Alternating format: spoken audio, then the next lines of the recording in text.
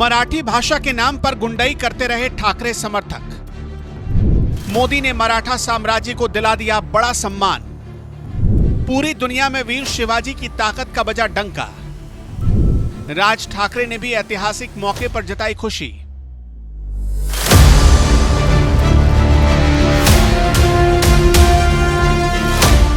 राज ठाकरे को ये कौन समझाए, मराठी भाषा के नाम पर सरेआम सड़क पर गुंडाई करने से मराठी अस्मिता को सम्मान नहीं मिलता।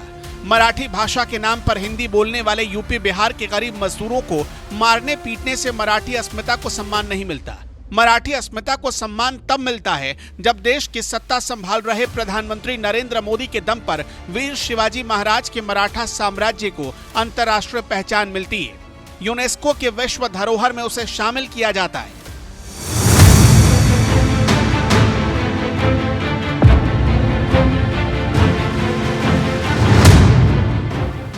एक तरफ राज ठाकरे और उद्धव ठाकरे हैं जो हिंदी और मराठी भाषा को एक दूसरे से लड़ाने का काम कर रहे हैं और खुद को गुंडा बताते हुए कह रहे हैं अगर मराठी के लिए लड़ना गुंडागर्दी है तो हम गुंडे हैं। तो वहीं दूसरी तरफ उनके समर्थक हिंदी बोलने वालों को मारने पीटने में लगे हुए हैं। अब उन्हें कौन समझाए कि गुंडाई से मराठी अस्मिता को सम्मान नहीं मिलता। मराठी अस्मिता को सम्मान तब मिलता है जब गुजरात की धरती से आने वाले प्रधानमंत्री नरेंद्र मोदी की सरकार की कोशिशों से वीर शिवाजी के मराठा साम्राज्य की शान मराठा मिलिट्री लैंडस्केप्स को यूनेस्को की विश्व धरोहर में जगह मिलती है। साल्हेर किला, शिवनेरी किला, लोहागढ़, खंडेरी किला, रायगढ़, राजगढ़, प्रतापगढ़, सुवर्णदुर्ग, पन्हाला किला, विजयदुर्ग और सिंधुदुर्ग। महाराष्ट्र की धरती पर आज भी सीना तान कर खड़े ये वो 11 दुर्ग हैं जिन्हें मराठा मिलिट्री लैंडस्केप्स कहा जाता है, जिनकी नींव खुद मराठा साम्राज्य के संस्थापक वीर शिवाजी महाराज ने सैन्य रणनीति और प्रशासनिक कुशलता के लिए रखी थी। मराठा मिलिट्री लैंडस्केप्स कहे जाने वाले इन 11 किलों को उस वक्त अंतर्राष्ट्रीय पहचान मिली जब 11 जुलाई को यूनेस्को ने ऐलान किया कि यूनेस्को के विश्व धरोहर लिस्ट में नए इंक्रिप्शन के तौर पर भारत के मराठा मिलिट्री लैंडस्केप्स को शामिल किया गया है। वैश्विक संस्था यूनेस्को की तरफ से जैसे ही यह ऐलान किया गया, पीएम मोदी ने खुशी जताते हुए कहा, इस सम्मान से हर भारतीय गदगद। इन मराठा सैन्य परिदृश्यों में 12 भव्य किले शामिल हैं, जिनमें से 11 महाराष्ट्र में और एक तमिलनाडु में। जब हम गौरवशाली मराठा साम्राज्य की बात करते हैं तो हम इसे सुशासन, सैन्य शक्ति, सांस्कृतिक गौरव और सामाजिक कल्याण पर जोर से जोड़ते हैं। महान शासक किसी भी अन्याय के आगे न झुकने के अपने साहस से हमें प्रेरित करते हैं। मैं सभी से इन किलों को देखने और मराठा साम्राज्य के समृद्ध इतिहास के बारे में जानने का आह्वान करता हूँ। वीर शिवाजी के दौर का मराठा मिलिट्री लैंडस्केप्स महाराष्ट्र में मौजूद है। यही वजह है कि पीएम मोदी ने इसे यूनेस्को के विश्व धरोहर लिस्ट में शामिल किए जाने पर मराठी में भी ट्वीट किया और इस ट्वीट के साथ साल 2014 की एक तस्वीर भी सोशल मीडिया पर पोस्ट की, जब वो इन 11 किलों में से एक रायगढ़ किले में वीर शिवाजी को नमन करते दिखे थे और कुछ देर तक ध्यान भी लगाया था। तो वहीं दूसरी तरफ मनसे प्रमुख राज ठाकरे ने इस मामले पर लिखा, यूनेस्को ने महाराष्ट्र के आराध्य देव छत्रपति शिवाजी महाराज द्वारा निर्मित 12 किलों को विश्व धरोहर स्थल का दर्जा दिया।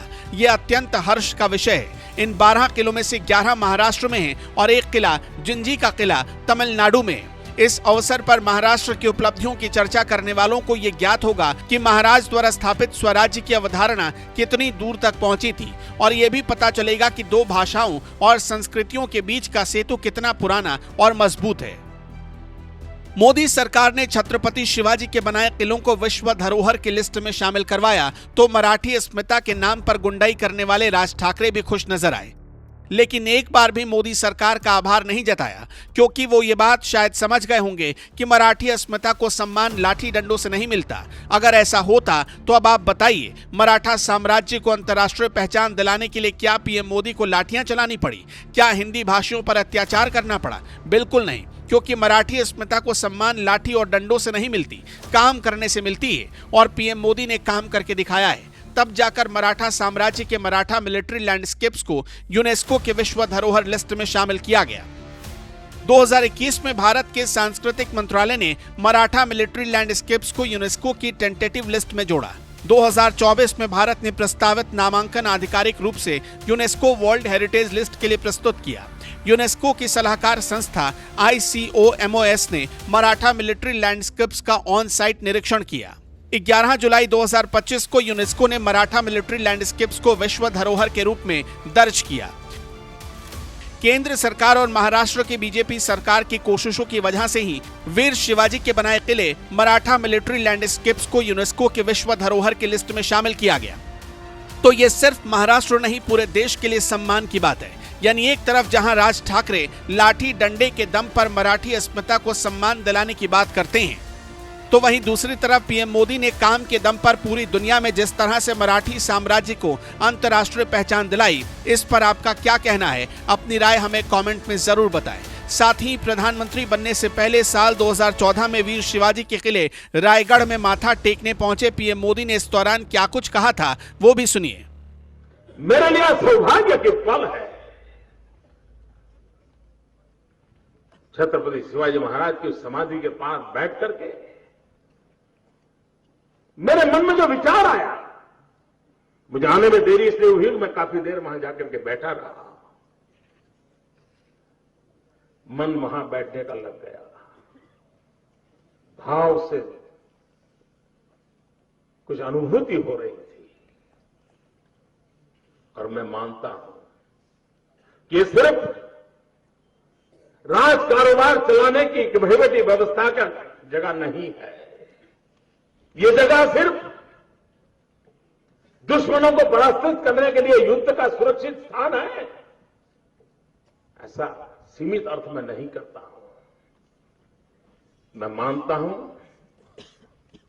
इस भूमि पर 350 साढ़े 300 साल के कालखंड में एक एक इंच धरती पर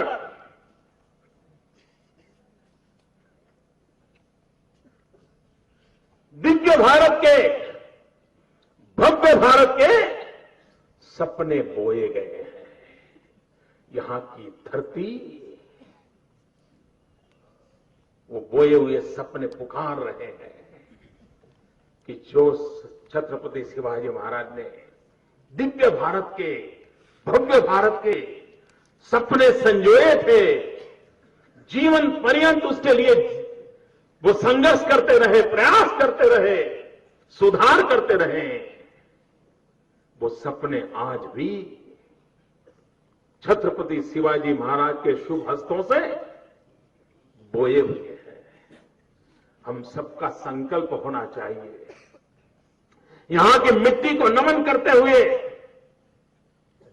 हम सबका सपना होना चाहिए कि दिव्य भारत बने, भव्य भारत बने, यहां कोई दुखी ना हो, यहां कोई बेरोजगार ना हो, यहां का किसान आत्महत्या के लिए मजबूर ना हो, यहां का नौजवान रोजी रोटी के लिए भटकता ना हो, यहां का हर देशवासी सम्मान के साथ आंख ऊंची करके दुनिया के सामने सर उठाकर खड़ा रहने का सामर्थ्य रखता हो, ऐसा दिव्य भव्य भारत बनाने का सपना यहां बोया हुआ है। हम लोगों का दायित्व बनता है कि हमारे पसीने से, हमारी जीवन साधना से उन सपनों को पल्लवित करना है और इन सपनों को पूरा करने का प्रयास यहां से हो। विदेशी लेखकों ने छत्रपति शिवाजी महाराज के लिए भले ही कुछ कहा हो, लेकिन हमें इस बात का गर्व होना चाहिए कि हिंदुस्तान की कोई भाषा ऐसी नहीं होगी, हिंदुस्तान के लब्ध प्रतिष्ठित कोई लिखने पढ़ने वाले नहीं होंगे जिन्होंने अपने अपने कालखंड में शिवाजी महाराज को स्मरण न किया हो, उनके लिए कुछ लिखा न हो। ऐसा कभी नहीं हुआ होगा। देश के हर कोने में, हर समय छत्रपति शिवाजी महाराज के संबंध में कुछ न कुछ लिखा गया है, कुछ न कुछ कहा गया है।